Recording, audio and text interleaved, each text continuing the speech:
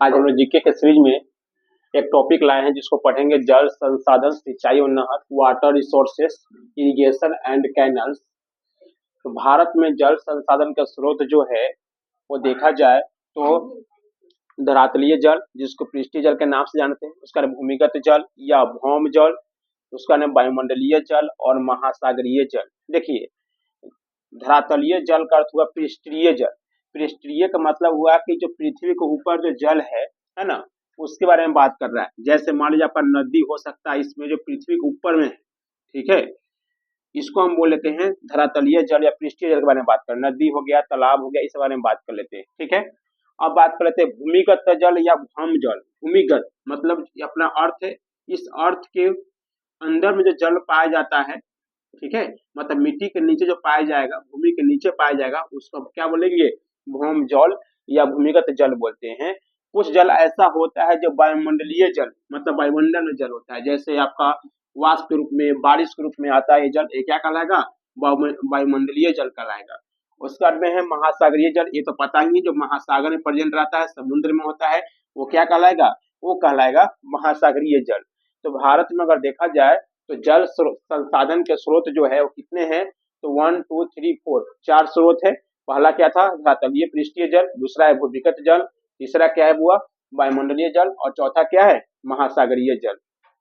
अब ये सब देखिए छोटा सा टॉपिक है ना, इसको पढ़ना बहुत जरूरी है, क्योंकि इसको पढ़ने के बाद बहुत सारा क्वेश्चन भी हम बनवाएंगे आपसे, या क्वेश्चन बताएंगे। जैसे ये बोला जल संभर विकास के लाभ। मान लीजिए जो जल संभर और विकास हो जाए तो इसका फायदा क्या मिलेगा। अगर अच्छा हो जाए तो पहला है पीने और सिंचाई के लिए जल की आपूर्ति हो जाएगी, ठीक है। जल समर, जल नहर जो बनता है, जल का जितना भी चीज जो हमारे लिए जरूरी है, ठीक है, वो सब काम करेगा। जैव विविधता में वृद्धि आएगी, जल भराव में कमी और मृदा की लवणता का ह्रास होगा, मतलब मिट्टी के अंदर जो भी लवण है, नमक है, उसकी कमी आएगी। कृषि उत्पादन और उत्पादकता में वृद्धि होगी, वनों के कटाव में कमी आएगी, जीवन स्तर में सुधार होगा और रोजगार में वृद्धि होगी। अगर जल संभर का विकास होता है तो इतना सारा फायदा होगा, ठीक है। इसको नोट कर लीजिए। फिर इसमें कुछ और टॉपिक हम बताएंगे, उसका कुछ क्वेश्चन भी यहाँ करेंगे हम लोग। तो प्यारे बच्चों, कुछ नोट्स को भी देख लेते हैं। पहला नोट्स है, आधुनिक सिंचाई प्रणाली का जनक महान सिविल इंजीनियर मोचगुंडम विश्वेश्वरैया को माना जाता है। नेक्स्ट है विश्व जल दिवस 22 मार्च, विश्व जल दिवस 22 मार्च तथा राष्ट्रीय जल दिवस 14 अप्रैल को मनाया जाता है। तो विश्व जल दिवस कब मनाया जाता है, 22 मार्च को, और राष्ट्रीय जल दिवस 14 अप्रैल को मनाया जाता है। विश्व की सबसे पुरानी व विकसित नहर व्यवस्था भारत में गंग नहर या गंगा नहर के नाम से प्रसिद्ध है, जो विश्व की सबसे पुरानी और विकसित नहर व्यवस्था है। बात किया जाए तो भारत की सिंचाई परियोजनाओं के प्रकार तो 3 तरह के होते हैं। पहला है लघु सिंचाई परियोजनाएं, दूसरा है मध्यम सिंचाई परियोजनाएं, और तीसरा है बृहद सिंचाई परियोजनाएं। हम बात क्या करेंगे तीनों के बारे में, लघु सिंचाई परियोजनाएं के बारे में, मध्यम सिंचाई परियोजनाएं के बारे में, और बृहद सिंचाई परियोजनाएं के बारे में पढ़ेंगे, ठीक है। इसको नोट कर लीजिए, फिर हम बात कर लेते हैं इस तीनों के बारे में। तो प्यारे बच्चों, चलिए हम लोग बात कर लेते हैं अभी कुछ सिंचाई परियोजनाएं के बारे में। हमने बताया था 3 तरह के होते हैं। पहला क्या होता है वो लघु सिंचाई परियोजनाएं, और दूसरा क्या होता है मध्यम सिंचाई परियोजनाएं, और तीसरा क्या होता है बृहद। तो अभी हम देख लेते हैं लघु सिंचाई परियोजना का 2 प्रमुख बातें। पहला है इस सिंचाई परियोजना के अंतर्गत 2000 हेक्टेयर से, ध्यान दीजिएगा, 2000 हेक्टेयर से कम क्षेत्र की सिंचाई होती है।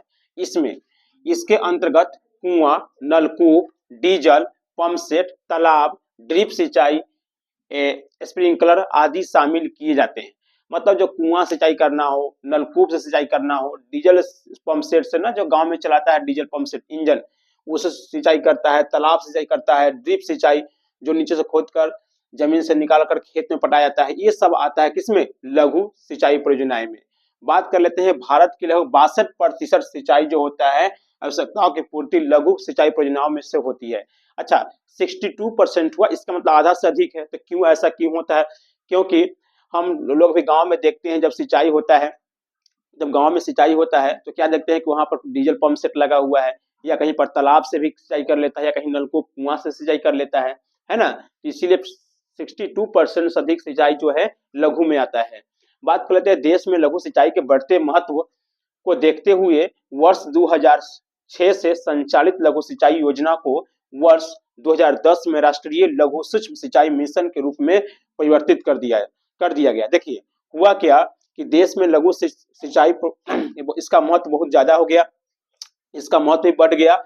तो महत्व बढ़ गया, इसके लिए 2006 से संचालित मतलब 2006 से जो चल रहा था लघु सिंचाई परियोजना को वर्ष 2010 में इसका नाम क्या रख दिया, राष्ट्रीय लघु सिंचाई मिशन के रूप में इसको परिवर्तित कर दिया गया। ये मिशन के आधार पर काम होगा, इसमें लोगों की सहायता किया जाएगा, इसमें किसान भाइयों को सहायता किया जाएगा, जिसके हिसाब से वो आसानी से क्या कर सके, सिंचाई कर सके। बात कर लेते हैं दूसरा जो है क्या है, मध्यम सिंचाई परियोजनाएं। इस सिंचाई परियोजना के अंतर्गत 2000 से 10,000 हेक्टेयर तक, मतलब 2000 से स्टार्ट होगा और कहां तक, 10,000 हेक्टेयर तक की क्षेत्र की सिंचाई होती है।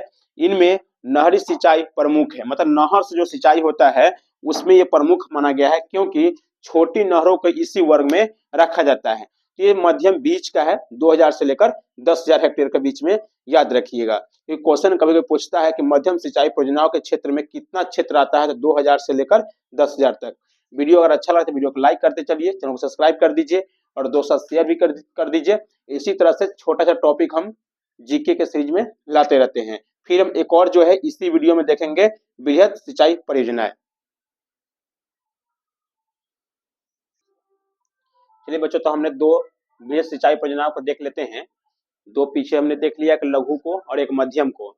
तो वृहद सिंचाई परियोजनाएं जो है इसमें 10,000 हेक्टेयर से अधिक क्षेत्रों की सिंचाई होती है। इसके लिए बड़े बांध बनाकर नहरें निकाली जाती है। मतलब अगर आपको ऐसी सिंचाई की व्यवस्था अगर देखना है तो इसमें बांध से सिंचाई होगी, ठीक है। सामान्यतः इसमें बड़ी नहरों एवं बहुउद्देशीय नदी घाटी परियोजनाओं को शामिल किया जाता है। बड़ी व मध्यम परियोजना से देश की 38% की सिंचाई की आवश्यकताओं की पूर्ति होती है। 38%, देखिए हमने बताया था हुआ कि 62% जो था किससे होता था, तो लघु से, और 38% किससे होता है, वृहद सिंचाई परियोजनाओं से। तो वृहद सिंचाई परियोजनाओं से जो होता है वो 38% 38%। बात कर लेते थोड़ा सा रिवाइज कर लीजिए कि लघु में कितना था, तो लघु में जो था वो कितने क्षेत्र में था, तो 2000 से कम हेक्टेयर, 2000 से कम हेक्टेयर लघु था, ठीक है। बात कर लेते हैं मध्यम के बारे में, तो मध्यम 2000 से लेकर कितने तक, तो 10,000 तक। अब 10,000 से ऊपर चला गया, 10,000 से ऊपर चला गया तो किस में आ गया, वो वृहद में आ गया।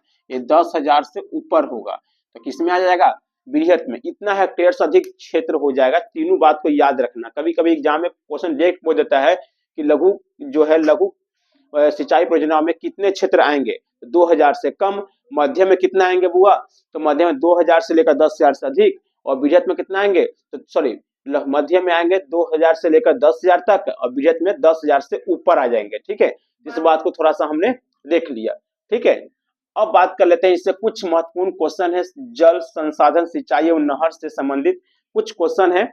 जैसे पहला क्वेश्चन है, सिंचित क्षेत्रफल की दृष्टि से भारत का विश्व में कौन सा स्थान है। देखिए, तो सिंचित क्षेत्रफल की दृष्टि से मतलब सिंचाई करने के स्थान पर देखा जाए तो भारत का जो स्थान है वो प्रथम स्थान आता है।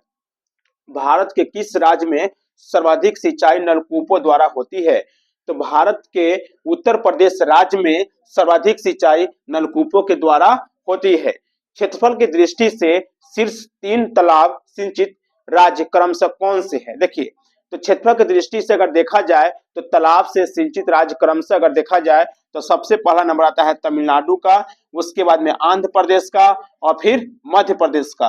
तो क्या करना है आपको, ये तो याद रखना है, साथ में कमेंट सेक्शन में आपको तमिलनाडु का 3 बात हमको भेजना है। पहला क्या भेजना है कि इसकी राजधानी कहाँ है, इसकी राजधानी कहाँ है, पहला बात हो गया। दूसरा बात भेजना है कि तमिलनाडु की क्या भेजना है कि राजधानी कहाँ है। दूसरा भेजना है कि इसमें लोकसभा की सीट कितनी है, लोकसभा की सीट कितनी है। और तीसरा भेजना है इसमें कि आपको जो है विधानसभा की सीट कितनी है, विधानसभा की सीट कितनी है। 3 सेक्शन भेजना है तमिलनाडु के बारे में। उसी तरह से आपको आंध्र प्रदेश के बारे में भेजना है। तीनों बात, इसका राजधानी, इसका लोकसभा की सीट और इसका विधानसभा की सीट कितना है। ठीक उसी तरह से मध्य प्रदेश के बारे में बताना है। तीन बातें, कितनी बातें? तीन बात।